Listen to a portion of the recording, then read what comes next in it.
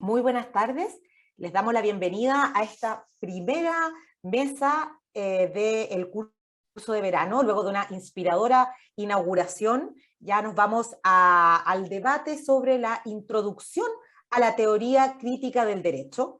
Y para ello tenemos a dos grandes invitados académicos para que expongan. Primero está el profesor Frank Valdés, es profesor de Derecho Constitucional de la University of Miami, fundador de Latina and Latino Critical Legal Theory. Perdón. Disculpen un momento que escucho, perdón, que había un problema con el audio. Disculpa, entonces primero Frank Valdés, profesor de Derecho Constitucional, como decía, University of Miami, fundador de Latina and Latino Critical Legal Theory, y luego expondrá Carlos Rivera Lugo, que es PhD de la Universidad del País Vasco, profesor de Derechos Humanos, Universidad Autónoma de San Luis Potosí, y reside en Puerto Rico. Entonces, hablarán media hora o expondrán media hora cada uno de los panelistas, y luego tendremos 20 minutos para preguntas y debate. Así que les invito a ir dejando escritas sus preguntas. Y bueno, sin más, empezamos con el primer panelista, doctor Frank Valdés. Muchas gracias. Muchas gracias, Letia, y buenas tardes a todas y todos. Gracias especialmente a Hugo y a todas y todos los organizadores de este programa y esta oportunidad para poder explorar colectivamente el mundo crítico, no solamente desde un punto académico o teórico, pero también desde un punto de justicia social. Es para mí no solamente un placer estar aquí, pero es también un placer porque, como pueden saber, yo, y como Letia dijo, enseño en la Universidad de Miami, pero yo nací en Cuba y llegué a este país como un Pedro Pan a los 5 años. Desde ese momento, mi educación, mi formación fue principalmente, bueno, fue exclusivamente en inglés. Y mi español fue algo que se formó principalmente en casa. Y por eso, el español que escuchan ahora mismo tiene el acento que tiene y el vocabulario mío, como van a escuchar en los próximos minutos, también está bastante limitado. Pero entendiendo eso, sigo y invito cualquier preguntas que tengan después. Es importante empezar con la importancia de este tema, de esta sesión, la teoría crítica del derecho. Puesto simple, la importancia de este tema es que la teoría crítica nos ayuda a entender un mundo crítico, que diga, un mundo loco, cada vez más loco, en varias formas obviamente loco, pero en otras formas no tan obviamente loco. Así que hay que observar, pensar, discutir, entender, y al final hay que poder tomar acción. Entonces, es fundamental, tenemos que reconocer que es fundamental que la teoría se basa en la experiencia personal y colectiva, la experiencia de acción. La teoría es el resultado de ciclos que combinan conocimiento anterior con experiencias o conocimiento nuevos, con reflexión crítica y autocrítica, para entonces poder elaborar soluciones, nuevas acciones y o nuevos conocimientos que nos ayudan a elaborar estrategias de estrategias. Estos cuatro puntos nos ayudan a entender por qué la teoría no es solamente una obra académica. Y este cuarto punto sí es fundamental, igual que los otros, aunque recibe poca atención usualmente. Y por eso yo espero poder ponerle un punto a ese cuarto punto en estos minutos. Estos ciclos de ciclos son un requisito para estrategias y soluciones, porque la teoría del derecho, la teoría crítica del derecho, tiene que cumplir para ser relevante socialmente, tiene que cumplir con 4 funciones. La primera es la producción de conocimiento nuevo. Pero no solamente la producción de conocimiento nuevo, pero conocimiento nuevo basado de abajo hacia arriba. Muy diferente de lo que es normativo en la cultura de la ley en los Estados Unidos y globalmente, en donde encontramos la ley siempre siendo un instrumento de élites, aunque también ayudan grupos a combatir esos élites.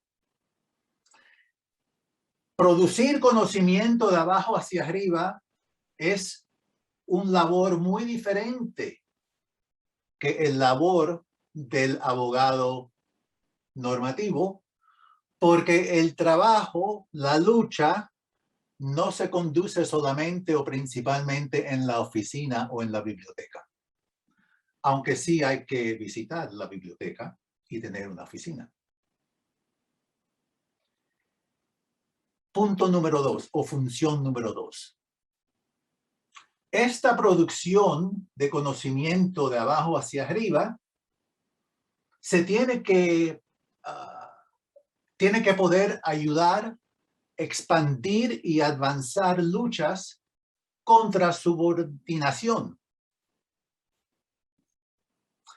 Y para poder cumplir con esa segunda función, la teoría crítica tiene que darle importancia, tiene que producir conocimiento, tiene que reconocer la importancia, la centralidad de 4 elementos que normalmente se borran de educación formal sobre leyes y justicia.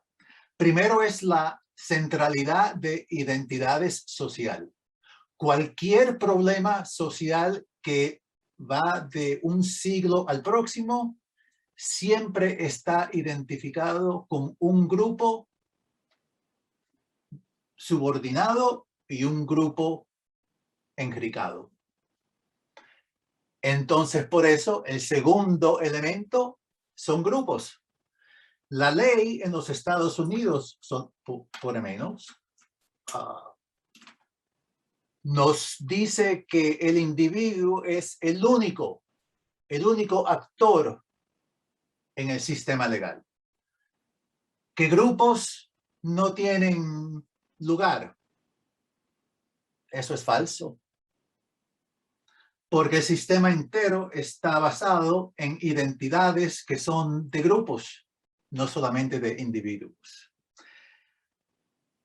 Esos 2 primeros puntos crean el problema perpetual de la ley que no puede dar justicia, porque insiste que la solución tiene que ser individual, aunque el problema es colectivo. ¿Y por qué se mantiene esa contradicción? Bueno, por los otros 2, el tercer y el cuarto elemento que se borra de la ley, educación, análisis, soluciones convencionalmente, pero que en teoría crítica tiene que ser central. La tercera es intereses. Los intereses de individuos, los intereses de esos grupos, intereses materiales, intereses de percepción o de actualmente. Muchas cosas pueden contar como un interés. Un interés es algo que motiva a un individuo, a un grupo que se actúe de esta forma o de la otra. Y el cuarto punto es el poder. El poder para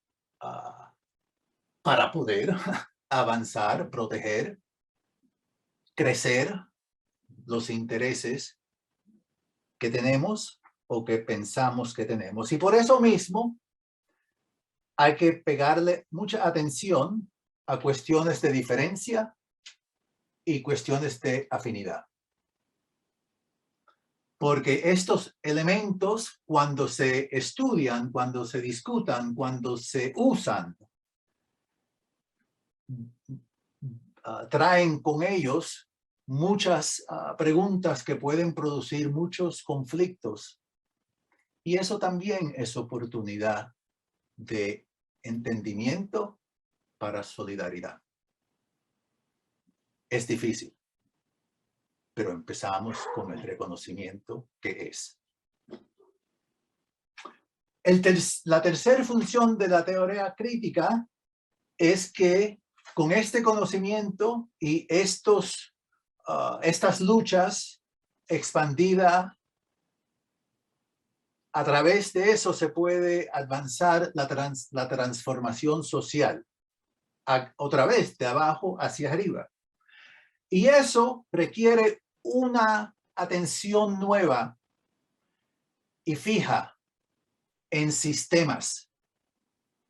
No solamente en grupos y los tres otros puntos que ya dije, pero como sistemas usan esos elementos para producir cadenas de privilegio a la misma vez que se producen las cadenas de subordinación. La transformación social no se puede hacer de un minuto al otro. Toma tiempo, toma grupos. Es una cosa compleja. Y por eso la cuarta función de la teoría crítica es promulgar coaliciones basadas en valores y agendas de antisubordinación. Antisubordinación en contexto. Porque claro, en diferentes contextos hay diferentes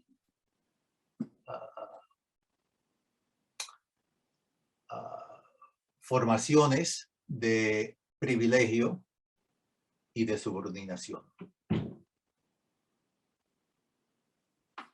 Para poder cumplir con esta cuarta función, la teoría crítica tiene que ser también autocrítica. Eso también es más fácil decir que hacer, pero empezamos con reconociéndolo y entonces en la práctica, aunque no perfecta, crecemos como profesionales y también como humanos.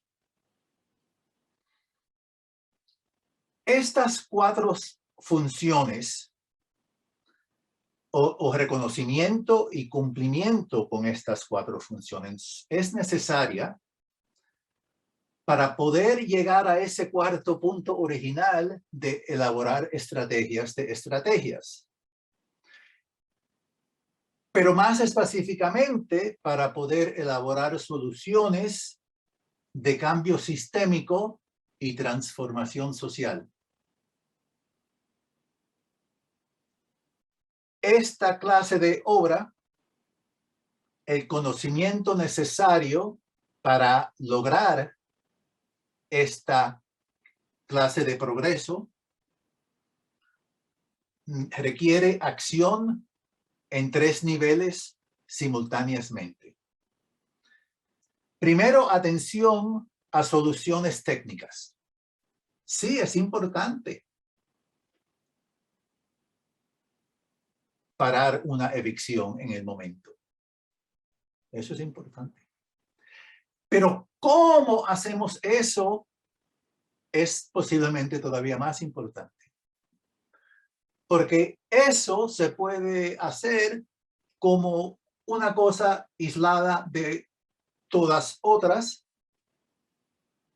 o como una oportunidad para darle atención a los próximos 2 niveles.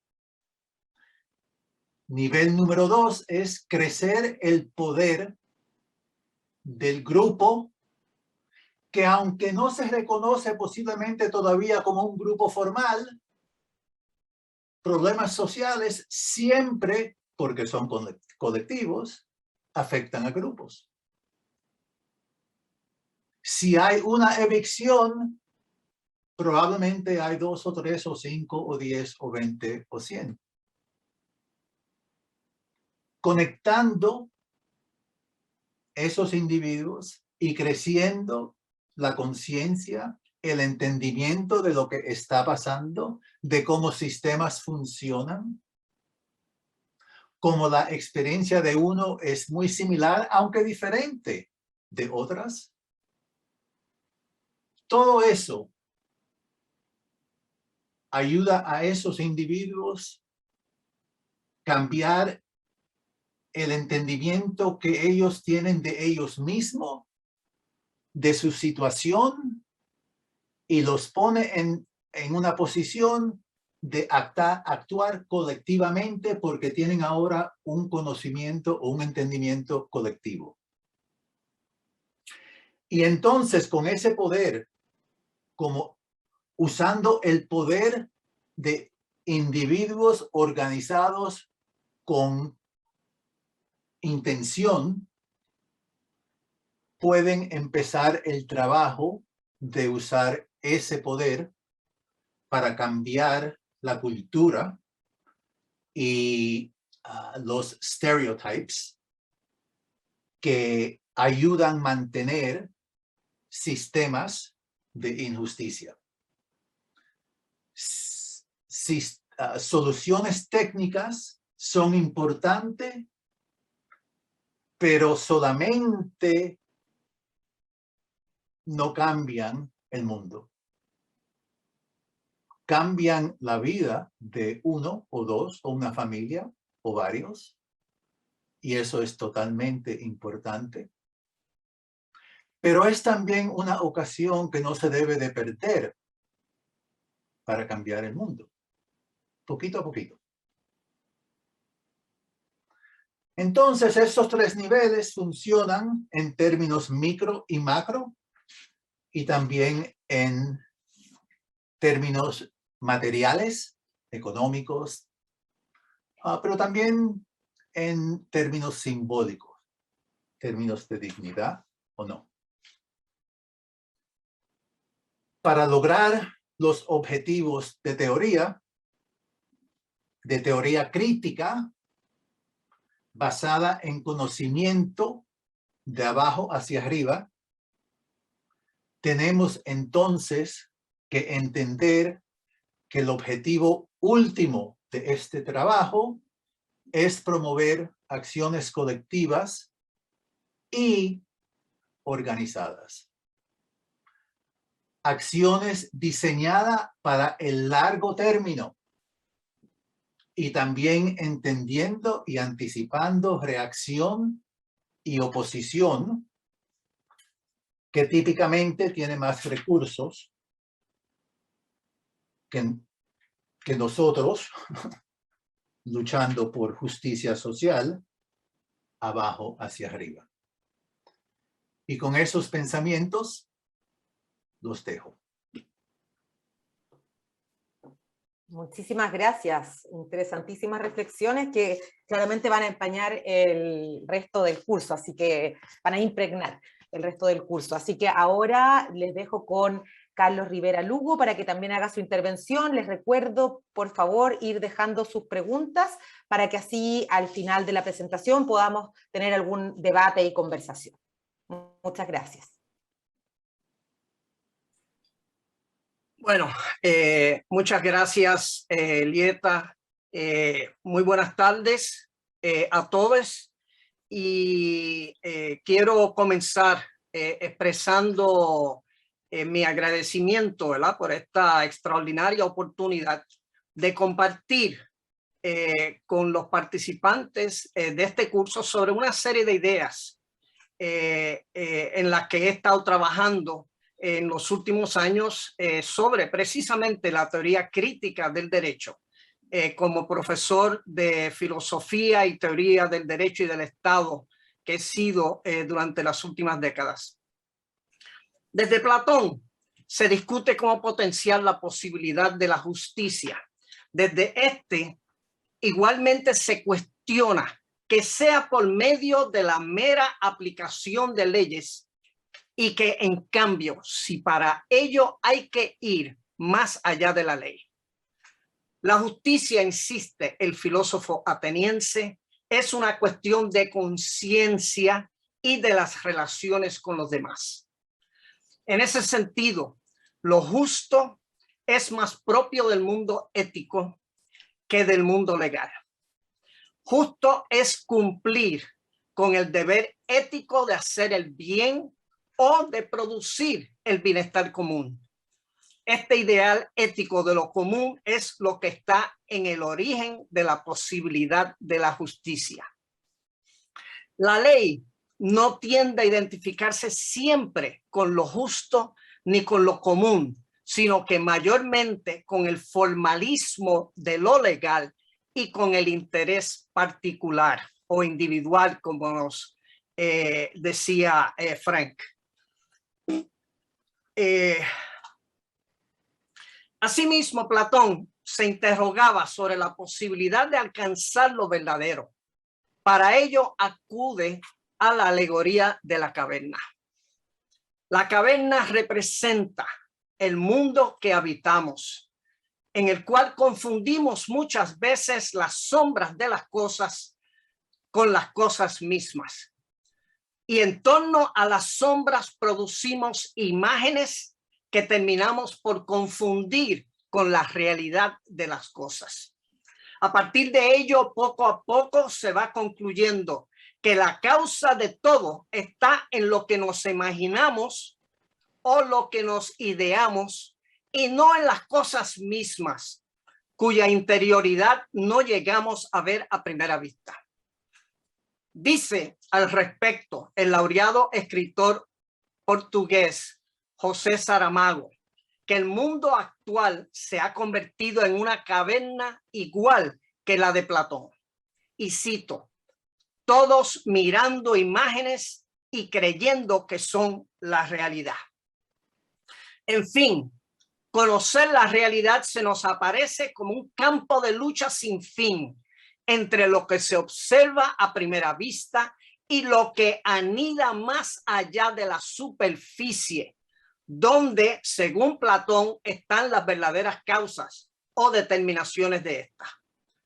La construcción de imaginarios o ideologías con las que pretendemos superar este desencuentro se enfrentan a los límites de la razón, lo que nos impide alcanzar un conocimiento pleno de la realidad. Y es que nuestros acercamientos a la realidad por medio de la razón siempre son parciales y en última instancia subjetivos.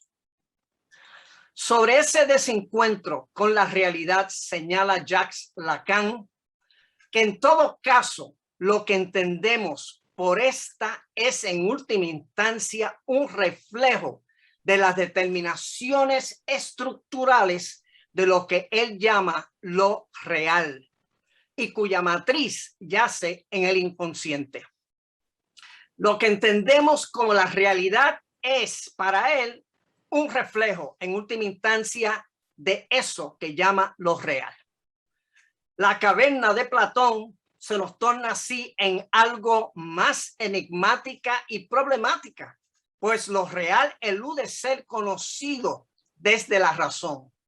De ahí que los límites que resultan inherentes a nuestro pensar, sobre todo el pensar crítico, sean mayores aún. Lo real está determinado estructuralmente por una cadena de significantes, aunque no estemos comúnmente conscientes de ello. El derecho es una de esas estructuras significantes. Lo real es constitutivo de todo un orden normativo y de poder que existe no solo fuera, sino que también adentro de nosotros, el cual, ya dijimos, tiene su reflejo en la realidad. Ahora bien, tanto la realidad como lo real tienen su matriz constitutiva en última instancia en el capital. Lo real es el capital. No obstante, la forma jurídica, así como la forma política estatal, cumplen funciones estructurantes y ordenadoras. No son meras derivaciones de la economía política. Por eso, pensar críticamente es traspasar las tinieblas del momento presente, tanto las que habitan fuera como las que moran hacia adentro de nosotros. Se trata de un proceso de desocultación que requiere de la articulación de dos mundos, el exterior y el interior. Son mundos que se reflejan y determinan mutuamente, incluso en la imposición de sus límites respectivos. En ese sentido, una teoría crítica es la apertura de una nueva posibilidad para comprender y apalabrar nuestras circunstancias, tanto las objetivas como las subjetivas, desde nuestra historicidad concreta que está siempre en movilidad. La teoría crítica tiene que abordar el estudio de nuestras circunstancias en toda su especificidad y complejidad contradictoria, buscando identificar aquello que necesita ser desentrañado, pensado y transformado en estos tiempos.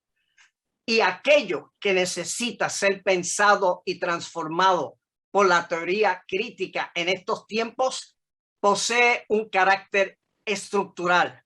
Me refiero a la crisis advenida ante las lógicas salvajes del capital.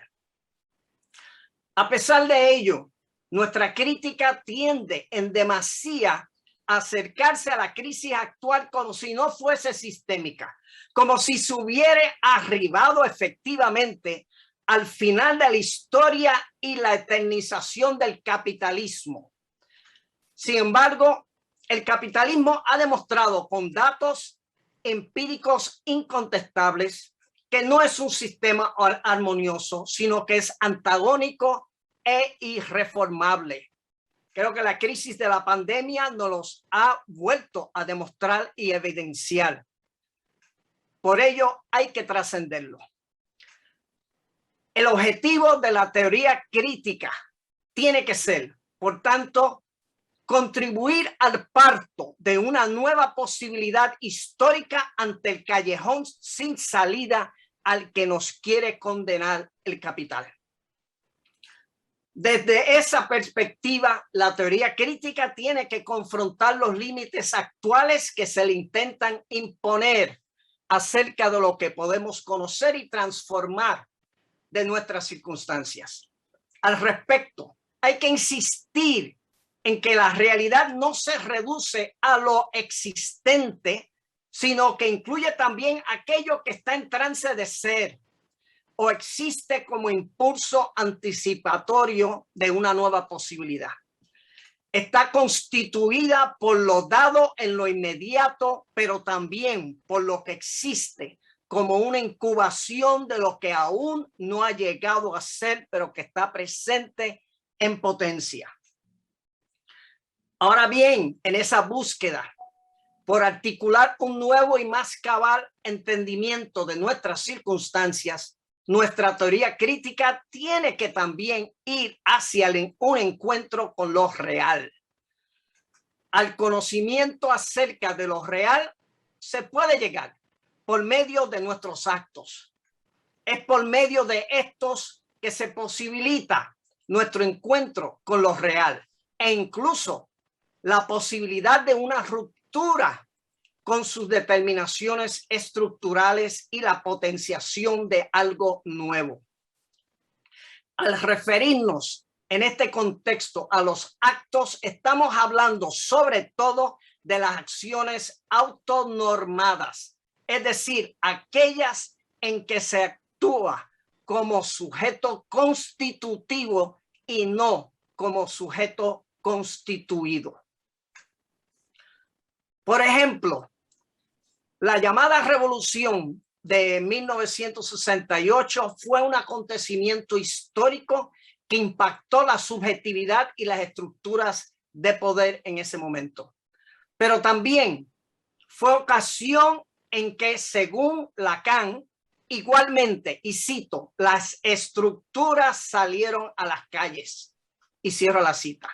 Y así logró el capital cooptar la potencia del movimiento antisistémico. Como consecuencia, el capital dio un nuevo giro para reconocer el saber como nueva y decisiva fuerza productiva y fuente de valoración e incluso de autovaloración. En ese sentido, quiso subordinar las acciones autonormadas bajo las lógicas capitalistas de valoración. El capital, en fin, se propuso sacar a los estudiantes y a los obreros de las calles. Para eso desarrolló una estrategia basada primeramente en su represión, luego en el debilitamiento de la alianza entre estudiantes y clase obrera por medio de concesiones a esta última en términos de una serie de reivindicaciones económicas que estaba planteando. Y finalmente, la ampliación exponencial del acceso a los estudios universitarios, la integración de estudiantes al gobierno de las universidades y la incorporación de la teoría crítica y el cambio social a los currículos, así como el financiamiento por parte del gobierno y fundaciones privadas de investigaciones y publicaciones sobre estos temas. El capital consiguió así subsumir la teoría crítica a sus lógicas. Ejemplo de ello fue la Escuela de Frankfurt, en particular los casos de Adorno, Horkheimer y Habermas. Estos se opusieron a la rebelión estudiantil. Por su parte, los estudiantes universitarios criticaban a estos como unos teóricos dedicados tan solo a interpretar el mundo y no a transformarlo. El caso de Herbert Marcuse tomó otra dirección, constituyéndose en una de las influencias filosóficas más importantes del movimiento del 68 y defendiendo la tesis de que dicho movimiento representaba en potencia el surgimiento de un nuevo sujeto revolucionario. Postuló que las condiciones objetivas estaban dadas para la crisis terminal y definitiva del sistema capitalista, pero que aún faltaban las condiciones subjetivas para ello. Colocó así el tema de la subjetividad en el centro de la teoría crítica. En fin, no se trata, como bien advirtió Marx en su 11ª tesis sobre Feuerbach, de solo interpretar el mundo, sino que con lo que tiene que ver en última instancia la teoría crítica es con su transformación. Marx vio el pensamiento crítico como una actividad sensiblemente humana, es decir, como una acción atenta a nuestras circunstancias que nos vuelven sujetos activos, protagonistas del agenciamiento material del cambio en estas. Superó así al sujeto de conocimiento crítico kantiano, protagonista de una actividad esencialmente cognoscente. De ahí que Marx advierte en su primera tesis sobre Feuerbach que la realidad, aún desde la perspectiva sensorial, no puede limitarse a objeto de contemplación. Investigar y pensar a partir del movimiento real que caracteriza a nuestras circunstancias, tanto las objetivas como las subjetivas. Construir representaciones conceptuales o categorías nuevas acerca de lo que percibimos. Pasar de allí a identificar lo concreto y sus múltiples determinaciones, para finalmente articular estrategias y prácticas transformativas como sujetos íntimamente implicados en nuestras circunstancias. Ese es el objeto de la teoría crítica. Por otro lado, hay que puntualizar que toda investigación de las relaciones jurídicas no puede abordarse como si el derecho tuviese vida propia o fuese tan solo el resultado del progreso general de la humanidad. Así ocurre en el caso de Kant, cuando insiste en que lo bueno, lo justo o lo posible es lo que enuncia el derecho estadocéntrico en su forma pura y abstracta. Por el contrario, Marx puntualiza que si nos atenemos a la realidad y efectividad del derecho, las relaciones jurídicas no pueden comprenderse sino como expresiones de las condiciones materiales de vida, sobre todo la economía política, la cual constituye la razón última del Estado y del derecho. Marx logró anticipar incluso el proceso tendencial de la subsunción real y total por el que iría atravesando el derecho bajo lo económico en nuestros tiempos. Para Marx, la norma está subsumida bajo el hecho. Y es que el hecho siempre fue la fuente material del derecho, por más que se pretendiera ocultar. En estos tiempos se hace esto cada vez más patente.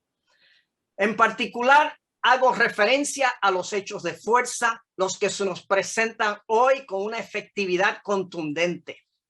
Ello es así, aunque sus irradiaciones o prescripciones normativas no estén formalmente reconocidas bajo la legalidad vigente. Y a pesar de que muchas veces rebasen los parámetros estrictos de esta, constituyéndose en una especie de legalidad latente. La eficacia de estos hechos de fuerza se han erigido ya abiertamente en criterio de legitimidad, con independencia de si el acto cometido cumple o no estrictamente con la letra de la ley. Ejemplos los tenemos de más: la tortura, las ejecuciones extrajudiciales, los campos de concentración en Guantánamo, las cárceles privadas secretas en Europa, las sanciones y los bloqueos como nuevos modos de agresiones a terceros países. El mundo jurídico, en ese sentido, se confirma como el reino tanto de las normas formalmente reconocidas y también de las excepciones a estas, lo que le hace que refleje una indeterminación e inseguridad.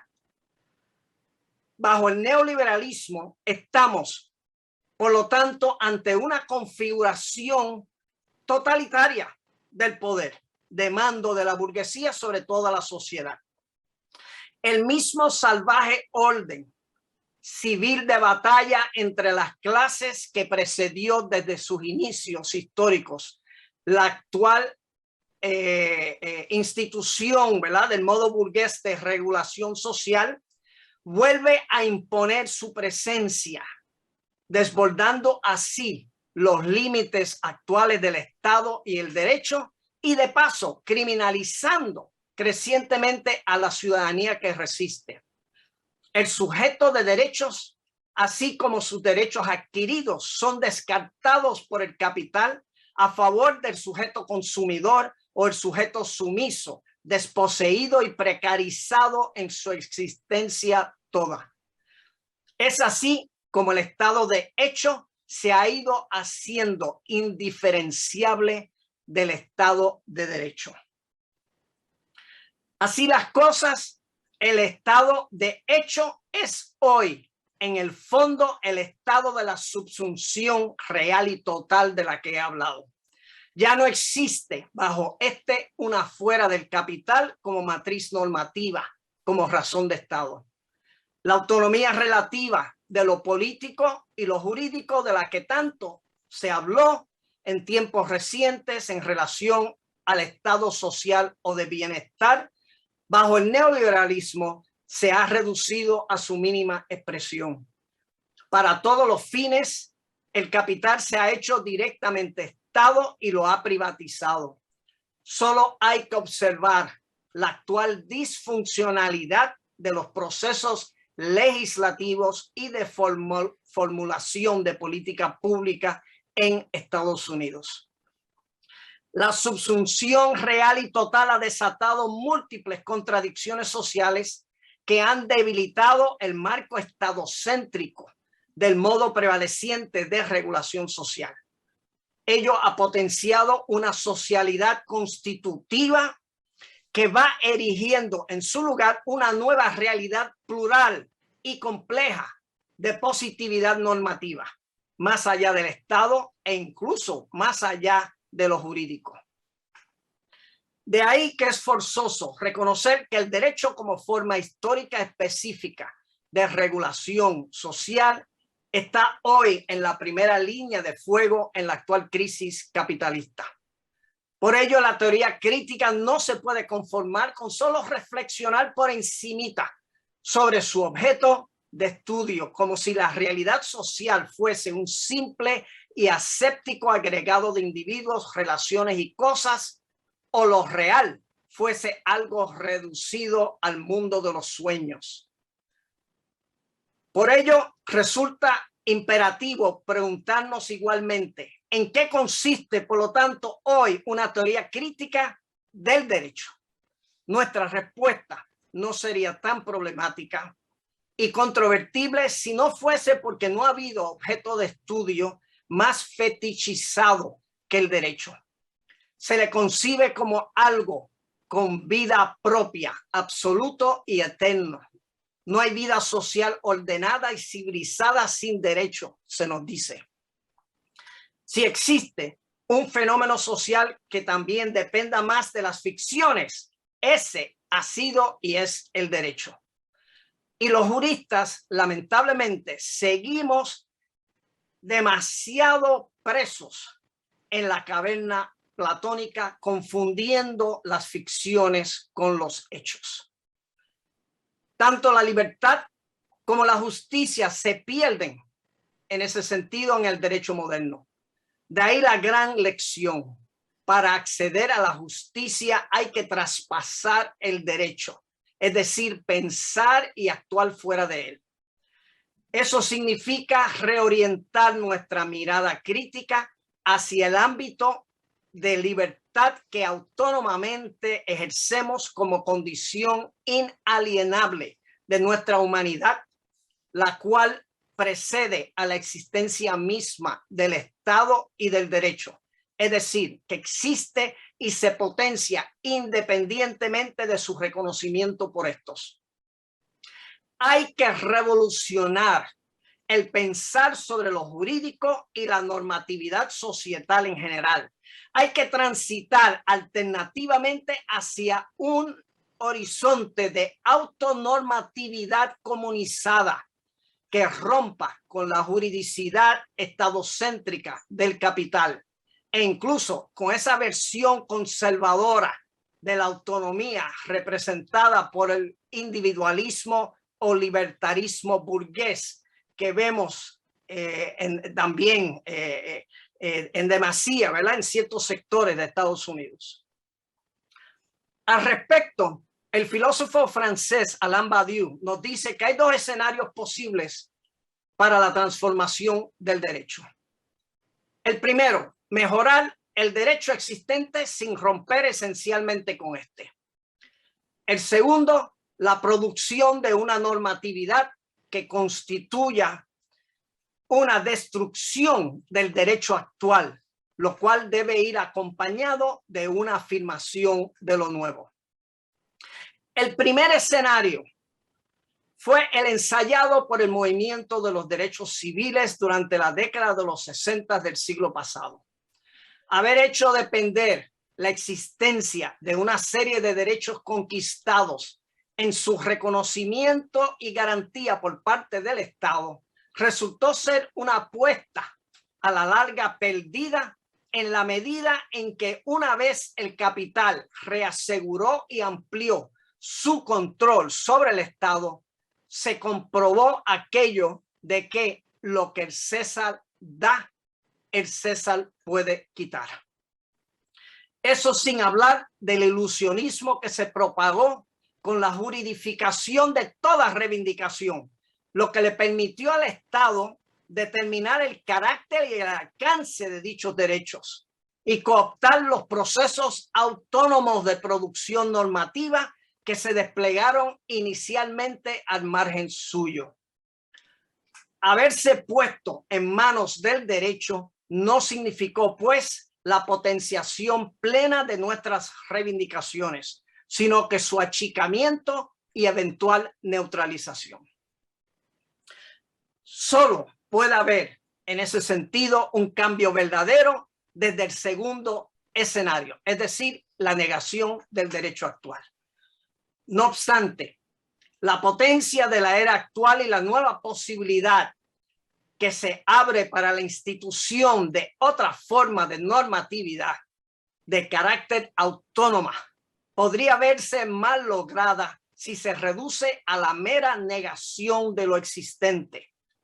La mera negación no consigue motorizar el impulso histórico organizado que se necesita para producir la transformación revolucionaria necesaria. La negación crítica tiene que estar precedida por una proposición afirmativa. Para potenciar una nueva posibilidad de cambio, hay que crear una nueva situación que le sirva de apertura, que efectivamente interrumpa las leyes y estructuras bajo las cuales opera la situación que se aspira a superar.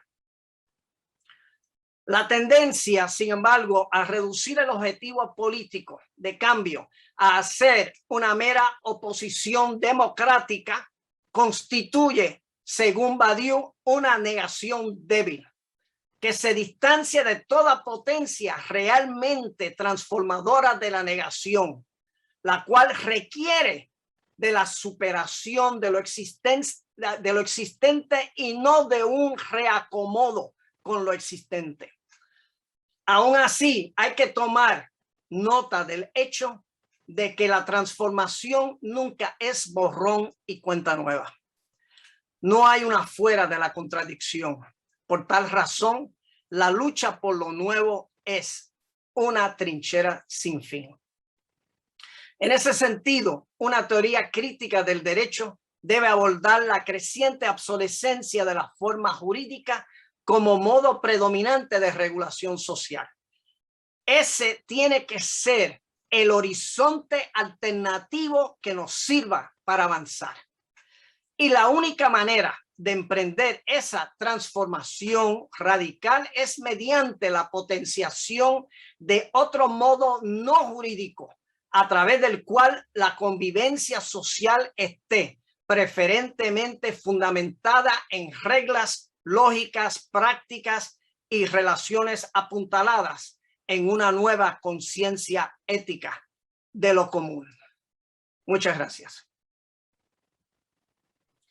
Muchísimas gracias. ambas presentaciones muy provocadoras, sin duda nos dejan pensando mucho y se refleja en la cantidad de preguntas, que son muchísimas, que han llegado. Así que me alegro de tener, ahora tenemos media hora, 40 minutos para poder contestar estas preguntas, debatir. Justamente también en Chile estamos en un momento bastante transformador, ya que estamos repensando justamente la Constitución, pero surgen preguntas también, como ustedes, los desafíos que se plantean desde la teoría crítica, que ustedes mismos han estado conversando o, digamos, bauteando, por ejemplo, cómo producimos el conocimiento desde abajo hacia arriba. Hay una vía posible. También bastante provocador pensar fuera del derecho. Acá mismo se preguntan a qué se refiere con este actuar fuera del derecho. Por otra parte, también ir pensando cómo el derecho con esta pretensión universalizante o neutral ha dejado justamente fuera a muchos grupos y cómo podemos incluir también lo colectivo en este repensar nuestra estructura social. Y bueno, me parece, como decía, muy provocador pensar que quizás estamos autocondenándonos al derecho cuando podrían haber también desde la teoría crítica salirnos de este encuadre y cómo podríamos hacerlo. Así que me parece muy atingente también para el proceso que estamos viviendo hoy en Chile, repensar, digamos, la Constitución, que ha sido también producto de un fuerte estallido social que justamente que demuestra las grandes desigualdades y las grandes perversiones del sistema neoliberal capitalista impuesto en la dictadura. Entonces, cómo desde allí, desde un estallido social, podemos repensar cómo estamos viviendo y cómo eso mismo ha generado diálogo y ha generado debate respecto a los derechos, a qué derechos deben estar garantizados o no, cuál es el rol del Estado o no, cuál es el rol de las mujeres, la perspectiva feminista, desde las disidencias sexuales, de los niños y niñas que generalmente están fuera de repensar, de este pensar la sociedad. Entonces, son muchísimas dudas que sus provocaciones también nos van dando como, caminos o pistas de cómo pensar. Así que voy a, para dar tiempo, digamos, a esta, les repito, gran cantidad de preguntas que han provocado sus intervenciones. Voy a empezar primero dirigida al profesor Valdés, que se refiere a cuando se refieren a los grupos sociales, ¿puede entenderse como clases sociales? En ese sentido de la antisubordinación, ¿podría ser similar a la lucha de clases? Luego voy a ir uniendo algunas preguntas, pero esta como es bastante amplia, la dejo sola, digamos. Es una pregunta muy, muy buena. En la teoría crítica del derecho, por lo menos en los Estados Unidos y creo que también en Europa, hay una tendencia de enfocar el estudio en clase económica, socioeconómica, o en identidades sociales que definan grupos como raza, género, orientación sexual, religión. Y desde el punto de vista mío, desde el punto de vista de gente que piensan como yo o de gente como quien yo pienso, gente lat crit, vamos a decir, clase y otras formas de identidad social son correladas. Entonces, la pregunta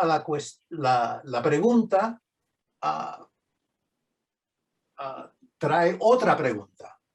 ¿Es clase separada de otros grupos? No.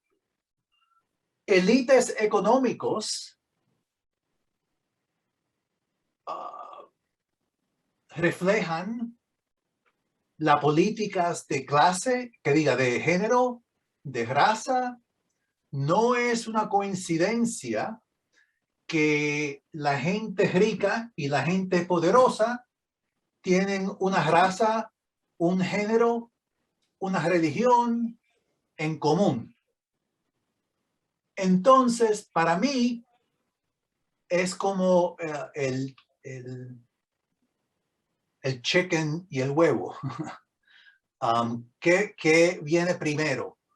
a la organización de clases económicas que traen poder material para poder entonces distribuir privilegio material y otras clases de privilegio y subordinación a mujeres en vez de hombres, a gente de color en vez de gente blanca.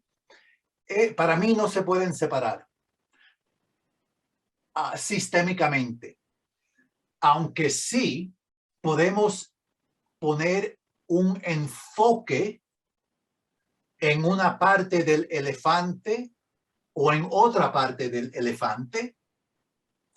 Podemos poner el enfoque en clase económica o en género, pero en cada clase tenemos que entender que estamos estudiando un elefante que es más grande que este enfoque. Así que yo le dijera, mi respuesta es que estas acciones sociales colectivas que son basadas y que promueven antisubordinación incluyen a gente pobre de cualquier raza, de cualquier religión, y también incluye gente rica de religiones o colores o géneros en particular. No sé si eso es confuso o claro. Mi punto básico es que no se puede separar al final. Perfecto. Es como el profesor estaba diciendo, el capitalismo, que es lo que organiza clases, es lo que produce la ley, que entonces enforces avenidas de privilegio o caminos de subordinación. Y así se reproduce. Por eso es que el color de un vecindario rico o pobre lo podemos imaginar sin verlo, por lo menos en los Estados Unidos.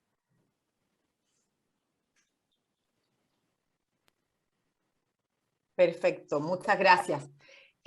Ahora tenemos dos preguntas relacionadas. Una de Geli Vega, ¿cuál es el problema de la colonialidad capitalista? Y hay otra que pregunta, también ella misma, ¿el problema de la colonialidad capitalista es también un problema ético y del distanciamiento entre el derecho y lo ético? No sé quién quiere comenzar. Bueno, Frank, ¿tú o comienzo yo? No, por favor, tú, Carlos. Está bien. Yo creo que uno de los problemas de yo he trabajado el tema de la colonialidad capitalista, por ejemplo, en el caso de México, con una tesis que yo tengo de que el llamado derecho indígena es parte de las estructuras de la colonialidad capitalista. Vamos, que el derecho indígena, que es uno de los problemas, está fundamentado en un reconocimiento del monismo jurídico. Es decir, que el Estado en última instancia es el único productor de normas, ¿verdad?, que obligan a los demás. Y en ese sentido, y en todo caso, que si hay otros sistemas normativos como los sistemas normativos consuetudinarios de los indígenas, pues esos están siempre subordinados al Estado de Derecho nacional, ¿verdad? El Estado de Derecho del Estado, ¿verdad? Y valga la redundancia. Y por lo tanto, lo que, a decir, los sistemas normativos siempre están condicionados en su alcance, en el alcance de su reconocimiento a lo que el Estado entienda que no es contradictorio con sus propias lógicas de producción económicas y políticas. Y entonces ahí se presenta un problema. A veces es que el problema es que el derecho como tal es una idea que nos llegó producto del sistema colonial que aquí se impuso. Era algo completamente ajeno a las Américas. Y la idea del derecho, ¿qué fue el derecho? Sino imponerle en última instancia, ¿verdad? A los pueblos indígenas, fueran del norte, de Centroamérica o del sur, imponerle la condición de sujetos jurídicos y que fue lo que hizo Francisco de Vitoria. Francisco de Vitoria reconoció la igualdad de los indígenas y los conquistadores, pero fue con el propósito de poder imponerle el Estado de Derecho castellano. ¿Ves? Y en la medida en que convierte a los indígenas, ¿verdad? Reconociendo que tienen una alma y que además son sujetos jurídicos, por lo tanto. Y si son sujetos jurídicos, tienen que cumplir y aceptar y obedecer el derecho de gentes que llegaba, que se estaba imponiendo desde Europa. ¿Ves? Y así es que ha habido, para mí el derecho siempre ha sido una forma propia de la estructuración de toda esa colonialidad capitalista, y que a veces perdemos de perspectiva, sin embargo, que el derecho no es el único sistema normativo que existe en las sociedades contemporáneas. Y ahora no solamente hablo de los sistemas normativos de los pueblos indígenas, pero continuamente se están produciendo normas, incluso a veces con lógicas no capitalistas, al margen del Estado. O sea, que hoy vivimos en una especie de pluralismo normativo y no jurídico. No hay un monismo jurídico que se deba solo al Estado. El normativismo de hoy es mucho más plural. Y en ese sentido yo creo que hay que, y eso va un poco a la duda que tú tenías cuando me preguntas, ¿verdad?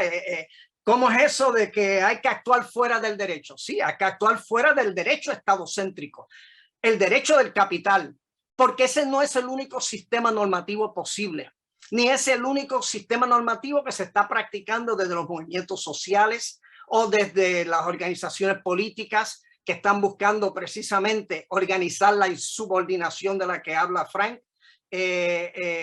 Vamos, que en ese sentido hay formas alternativas que están continuamente compitiendo con ese otro derecho colonial capitalista. Perfecto, Frank. Frank, ¿quiere agregar algo más? Bueno, no, solamente que sí, el colonialismo es lo que ha producido todo lo que conocemos hoy, como el Estado, así como ley. Así que todas las luchas contra subordinación tienen que enfrentar el colonialismo y hacer lo que dice el profesor Lugo, pensar afuera de la caja y actuar afuera de la caja. Claro, porque justamente otra pregunta de Ignacio Alejandro Guzmán es cómo se podría abordar las identidades indígenas desde la práctica crítica del derecho. No sé si quieren contestar esa pregunta, o si es posible en realidad.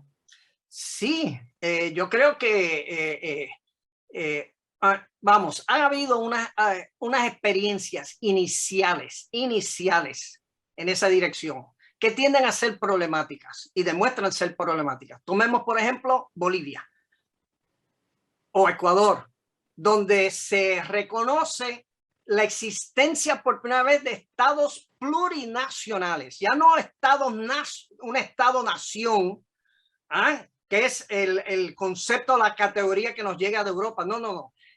Vamos, si estamos hablando de un nuevo orden que es producto de un acontecimiento fundacional, que es la insurgencia de nuevos sujetos, especialmente indígenas, de pueblos y comunidades indígenas que incluso en el caso de Bolivia eligen a uno de los suyos para que sea presidente. Ahora, la Constitución reconoció, por lo tanto, que los sistemas normativos de las comunidades y los pueblos originarios y de los pueblos y comunidades indígenas en general constituían fuentes de derecho. Ahora, el problema que se presentó en Bolivia, sin embargo, era que quienes decidían la validez de esas aplicaciones, entonces, esas interpretaciones que venían desde las comunidades y desde los pueblos indígenas, el sistema judicial, donde se formaron los jueces y las juezas que iban a estar interpretando esa nueva constitución en las viejas facultades de derecho a base de concepciones coloniales, eurocéntricas de lo que es el derecho, y casi siempre terminaban arrinconando a los pueblos y a las comunidades indígenas en sus reivindicaciones. ¿Ves? Esa fue una de las principales quejas. En Ecuador llegó más lejos. En Ecuador, las comunidades, por esa razón es que en gran medida en las elecciones el año pasado, el Pachakutik y el movimiento indígena en general prefirió al final abstenerse porque ya habían pasado por una experiencia negativa, incluso bajo el gobierno de Correa, con el cual continuamente se estaba chocando con dos concepciones distintas del mundo. ¿Sabe? Porque los indígenas dicen, aquí no hay un problema solo sistémico, no es un problema solo, no se reduce meramente al sistema capitalista en términos económicos. Esto es un problema civilizatorio. Es todo un orden civilizatorio que tenemos que cambiar, que incluye lo material, pero también lo subjetivo, incluso desde su perspectiva y desde su cosmovisión, lo espiritual. Así que yo creo que, y ese es uno de los retos que tiene Chile en estos momentos, ¿verdad? Al querer hacerle justicia al pueblo mapuche, porque el pueblo mapuche pues también ha pasado por demasiado decepciones, en que en el pasado se le ha prometido, ¿verdad?, que se le va a dar un trato igual, pero a la hora de la verdad, lo igual no es como ellos conciben lo igual, sino es como lo conciben las élites políticas, sociales y económicas que hasta ahora los han mantenido en una relación de subordinación. Y es un nuevo, es reconocer efectivamente el pluralismo normativo, que ya estrictamente lo jurídico va a decir que lo que el Estado puede dictar pues es uno de los elementos de juicio. Pero si se hace con el capital continuamente, el Estado continuamente está cediendo ante los reclamos que hace el capital mediante los contratos y las cláusulas de solución de conflictos, donde ellos establecen que ellos no se van a someter a los procesos judiciales del Estado, sino que a sus propios procesos de arbitraje según sus propias reglas. Y el Estado acepta que el capital haya diseñado un sistema normativo propio para las controversias que surgen al interior de la economía y del comercio. Que es un asunto delicado que tiene que decidir Chile y que requiere un paso realmente gigante, ¿verdad?, en esa dirección. Así es. ¿Sabes que hay un comentario o pregunta que se repite muchísimo sobre una duda, digamos? ¿Qué es la autodeterminación? Algo que han planteado distintas personas en el chat. No sé si quién quiere contestarla. Frank, ¿quieres hablar primero sobre eso? Ok. Bueno, la autodeterminación de un grupo o de un individuo. Las dos son preguntas complejas. Hacia el individuo, la autodeterminación es poder elegir opciones reales, no formal, pero en realidad, de día a día, de poder actualizarse como uno piensa que uno es. Poder elegir el destino dentro de un mundo loco, pero dentro de eso, como todos los demás. Para un grupo, autodeterminación es más complejo porque ¿quién decide por el grupo? Y esa pregunta tiene diferentes respuestas dependiendo en el grupo y en el propósito del grupo, el tipo de grupo. Muchos grupos, uniones laborales, vamos a decir, tienen elecciones formal y esa clase de democracia es tan pequeña como la democracia formal de los Estados Unidos. Pero entonces uno supuestamente tiene que aceptar lo que dicen esos oficiales como lo que el grupo quiere, determinó. Eso es más complejo. Lo que yo le digo a estudiantes, porque el trabajo requiere trabajo con grupos de diferentes clases, diferentes tipos de grupos.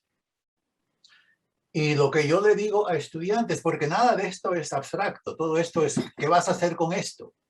¿Qué vas a hacer con esto?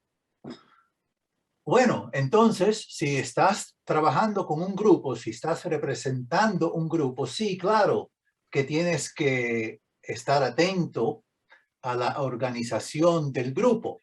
Pero todos grupos tienen organizaciones formal en papel y también informal. Y uno tiene que llegar más profundamente a conocer el grupo para entender esas estructuras informales, para poder escuchar no solamente las ideas que vienen de arriba del grupo, pero también de abajo del grupo. Así que eso es muy, muy complejo, pero hay un método, hay una práctica para poder hacer lo mejor posible en diferentes contextos complejos. Y eso es lo más, hablando de justicia y ética, eso es lo más que se puede pedir de un profesional. Pienso yo. Sí. Como puertorriqueño, pues ciertamente ese concepto y ese tema de la autodeterminación es algo que tiene que ver con la lucha cotidiana nuestra, ¿verdad? Por sobrevivir en este país. Sobre todo porque mientras hoy el gobierno de Estados Unidos nos dice, sí, el pueblo de Puerto Rico se puede autodeterminar, que decida lo que quiera. Sin embargo, nosotros nunca los invitamos en 1898 a que nos invadieran. Eso fue un hecho consumado que nos impusieron y que estuvo acompañado luego entonces de la fragmentación y de todo un desarrollo de un orden de subordinación, tanto objetivo como subjetivo, que ha impedido que los puertorriqueños entonces nos podamos poner de acuerdo, ¿verdad? Y ahí, vamos, es una de las dificultades que siempre hay, lo que mencionaba Frank. Entonces, ¿quién decide, ¿verdad? Finalmente, y cómo se decide, y quién es el pueblo. El pueblo puertorriqueño somos solo el 40% de los puertorriqueños que quedamos hoy en la isla, o incluye también el 60% del pueblo de Puerto Rico que ha sido expulsado hacia Estados Unidos para que el 40% pueda subsistir con lo que aquí hay, o con lo que Estados Unidos permite que aquí se produzca. Ahora, a mí me parece que aparte del tema de Puerto Rico, pues el tema de la autodeterminación, por ejemplo, en el caso de los mapuches, ya que estamos hablando, ¿verdad?, de Chile también. El problema es que hay que redefinir lo común. Es decir, una cosa es decirle a los mapuches que la autodeterminación de su pueblo tiene que ser en conformidad con un interés común o el bienestar de toda la comunidad chilena, y otra cosa es que entonces se pretenda que ellos se conformen a una concepción de lo común que nunca los ha incluido. Y que en ese sentido Chile tiene que redefinir lo que entiende por lo común, para que la autodeterminación tenga sentido. La autodeterminación no incluía en la sociedad capitalista a la mujer, a los afro-norteamericanos. Hubo que redefinir lo que es la comunidad, en lo común, e incorporar también sus visiones de mundo, ¿verdad? Algo que es parte de la batalla, ¿verdad?, que hay que dar. Ahora, otra cosa es esa llamada autodeterminación que está en boga entre este sector del libertarismo burgués en Estados Unidos, ¿verdad?, donde incluso se llega al punto de que, que es una exageración, ¿verdad? Se llega al punto de querer desconocer tan siquiera como realidad lo que quizás la mayoría reconocen como realidad, y ellos pues nada, dicen que ellos tienen derecho a pensar que nada de eso es cierto, que nada de lo que están leyendo es cierto, y que por lo tanto tienen todo el derecho a pensar en contra de la ciencia, de que el mundo es plano. La autodeterminación es esa. Yo creo que no. Yo creo que eso es enajenación, eso es alienación en gran medida, ¿verdad? Propiciada, ¿verdad?, por la condición esa de la que nos hablaba Platón, ¿verdad?, de la caverna, donde la gente está continuamente confundiendo las imágenes con la realidad, o lo que les conviene por sus intereses particulares con la realidad, porque lo común incluye el derecho del capitalista al uso y disfrute de la propiedad como le venga en gana, aunque produzca daños al medio ambiente, al agua, al aire, a la salud de sus trabajadores. Pues no. Yo creo que no hay derechos absolutos, siempre tienen que medirse en función, ¿verdad?, del bien común o del bienestar general. De todas formas, hay, como les digo, muchísimas preguntas, no vamos a alcanzar, pero voy a pasar ahora solamente para cambiar un poco a una pregunta más concreta dirigida al profesor Frank Valdés sobre el tercer nivel de análisis de la teoría crítica, que no le queda tan claro a una estudiante.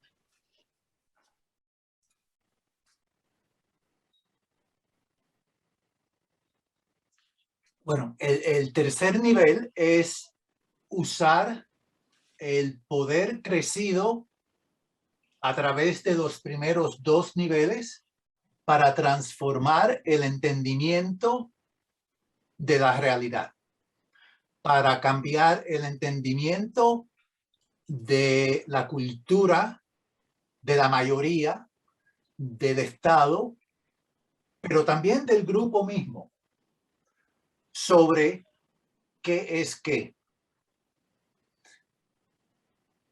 Nosotros como humanos vemos esto o eso, y tenemos que darle meaning, tenemos que darle un valor, tenemos que responder con una idea de lo que es esto o eso. Y de la forma que nosotros nos vemos, la forma en cual otros nos ven, la forma en cual nosotros vemos el problema, la forma en cual otros ven el problema, todo eso se puede cambiar. Todo eso se puede cambiar. Ejemplo. Si tú y otros ven el homosexual como un peligro social, vienen muchas leyes y normas y cosas, porque el homosexual mismo se ve así, los otros lo ven así, y el problema se ve por todos, entonces así. Pero si organizamos como homosexuales para no solamente producir justicia en este caso o en el otro técnicamente, pero también estamos creciendo el poder que tenemos como un grupo social, llega el momento en cual las leyes que se veían muy moral y muy ética, muy importante y necesaria, como ejemplos de ignorancia y de prejuicio. Entonces, ese ejemplo enseña como un grupo, sí, fajando la lucha al primer nivel técnico y yendo a los tribunales pidiéndoles esto y lo otro, pero a la misma vez trabajando en comunidades, organizándose en grupos diferentes, trabajando poco a poco, no perfectamente, pero por largo término, como coaliciones, cambiaron la percepción cultural del Estado, del pueblo y de ellos mismos. Y ahora el problema sigue, pero el problema jurídico, el cuadro jurídico es muy diferente porque ese grupo pegó atención a los 3 niveles en vez de solamente el primer nivel, en cual todavía estuviéramos fajando caso por caso cada homosexual en la cárcel solamente por ser homosexual. Entonces, en menos de 50 años, un grupo ha crecido el poder para cambiar la ley, no solamente que diga, sí, esto es justo y correcto, a lo contrario, esto es prohibido, porque lo vemos diferente. Pero eso es después de mucho esfuerzo para cambiar la cultura, no solamente para ganar un caso aquí o un caso allá.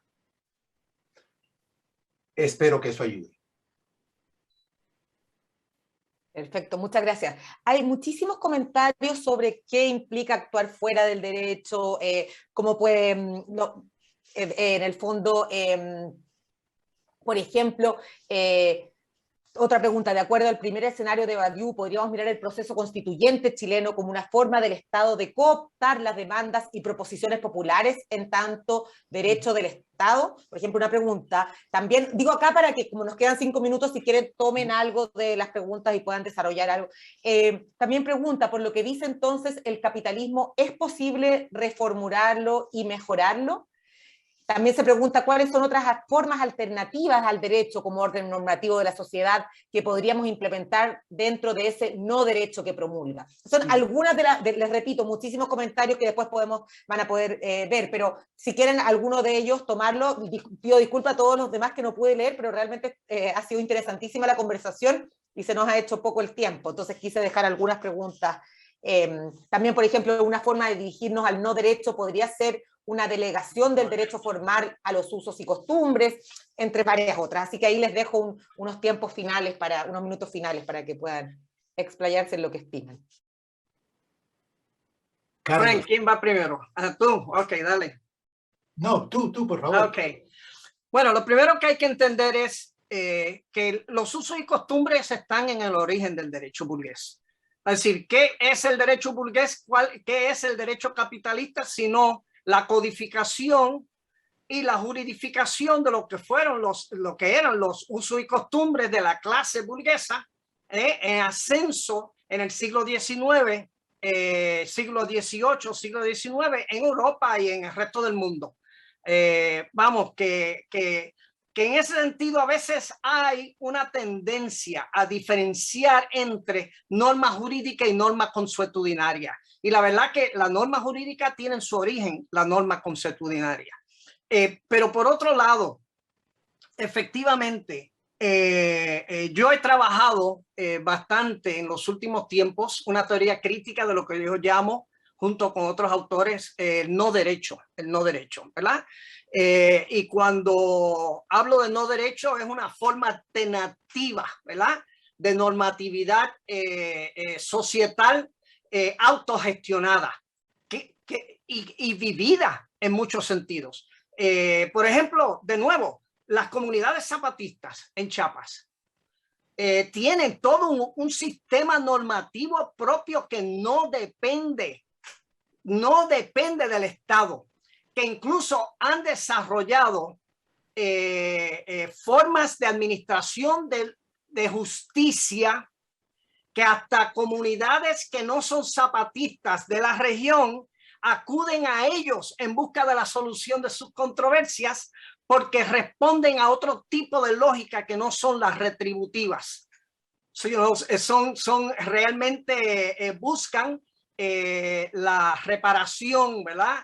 Y donde generalmente no hay sentencias impuestas por un tercero o una tercera, un juez o jueza, sino acuerdos que toman las asambleas de la comunidad que entonces están presentes en esos procesos de administración de justicia. Vamos, porque se entiende que en última instancia el crimen no es un problema o el delito no es un problema que solo atañe a un individuo, atañe a toda la comunidad porque impacta a toda la comunidad e incluso a las víctimas de esos actos. Vamos, y cuando hablamos de actuar fuera del derecho, ¿pero qué es la desobediencia civil? Vamos, ¿qué le hubieran dicho a los insurgentes, a los movimientos insurgentes, al movimiento 26 de julio en Cuba? Vamos, la insurgencia también, los movimientos sociales generan sus propios sistemas normativos al margen del Estado de Derecho con el que combaten. Y ahí es donde está también, yo creo, una diferencia fundamental que tenemos que entender. Las conquistas femeninas no son producto del Estado, son producto de un reconocimiento de la fuerza normativa de una serie de hechos sociales producidos por las mujeres en sus luchas. Es como la comunidad LGBTQ+. Tuvieron que esperar porque el Estado reconociera su derecho a amar a quien le da la gana, a que el Estado se lo reconociera, o el Estado no tuvo otra alternativa que reconocerlo porque estuvieron dispuestos a firmar ese hecho con fuerza y darle fuerza normativa. Vamos, yo creo que en ese sentido el hecho con fuerza normativa siempre está en el origen del derecho. Ahora, el problema es que el derecho siempre entonces lo que persigue muchas veces mediante el reconocimiento es ver cómo entonces controla los alcances de esos derechos. Yo creo que esa es la preocupación que se manifiesta en relación con la Convención Constituyente, por ejemplo, en Chile. ¿Hasta dónde los impulsos normativos de ese acontecimiento fundacional que fueron la rebelión, ¿verdad?, de octubre de 2019, esa insurgencia civil que se dio en ese momento y que obliga a la élite gubernamental y política, ¿verdad? Entonces a convocar esta convención para ver cómo entonces controla la renegociación del pacto político y social y económico en Chile. Y es lo mismo que están tratando de hacer ahora con Boric.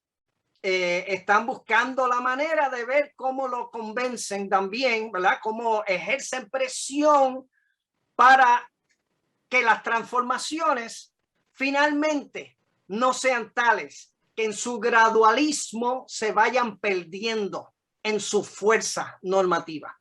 Y yo creo que ese es uno de los grandes retos que tiene el nuevo gobierno, cómo evitar que precisamente se pretenda neutralizar lo que son las irradiaciones normativas de toda esa rebelión que hubo en octubre del 2019 y cómo responder a ellas, ¿verdad? Aún creando un nuevo derecho y aún, que yo creo que aquí donde está la clave, entendiendo que la única manera que va a poder seguir avanzando es dependiendo de ese movimiento que sigue en las calles y que tiene que seguir en las calles porque es la mayor fuerza que tiene para seguir avanzando hacia esa transformación estructural que se plantea. No se puede caer en el error que cometió, por ejemplo, Lula en Brasil, que una vez asciende a la presidencia, se desmovilizan los movimientos sociales que representaron el impulso que lo lograron poner allí. Y entonces, en la medida en que el movimiento cae en una institucionalización y juridización absoluta, pierde su vigor.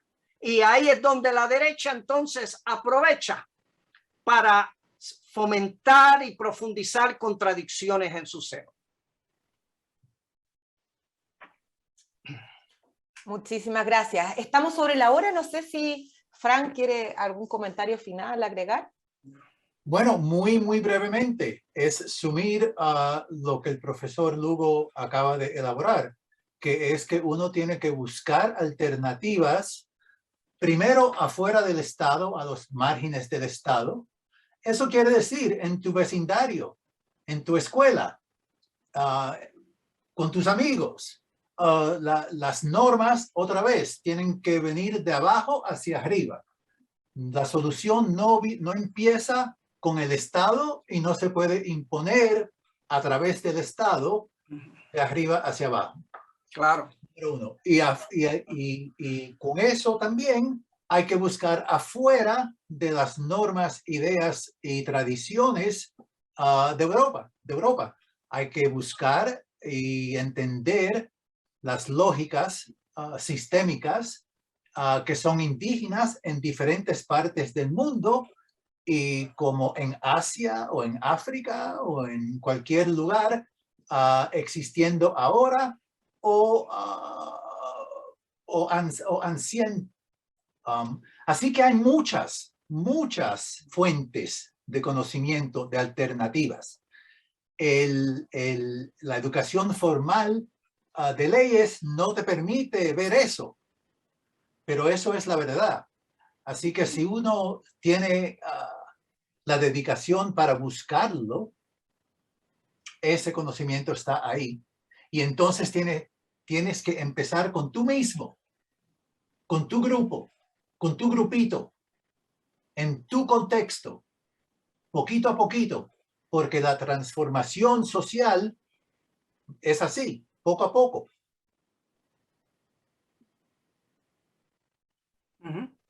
Perfecto.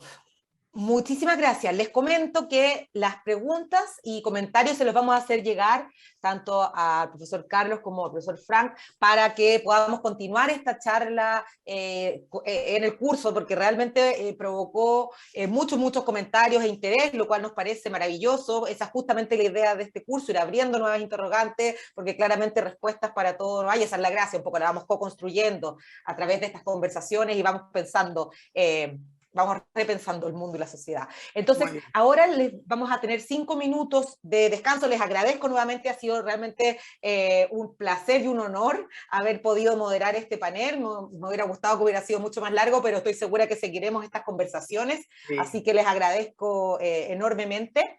Y vamos a tener ahora 5 minutos de receso para luego volver con la profesora Margaret Montoya, quien nos hablará sobre los aportes interdisciplinarios de la teoría crítica del derecho. Así que les dejo invitados a este panel y 5 minutos ya volvemos. Muchas gracias.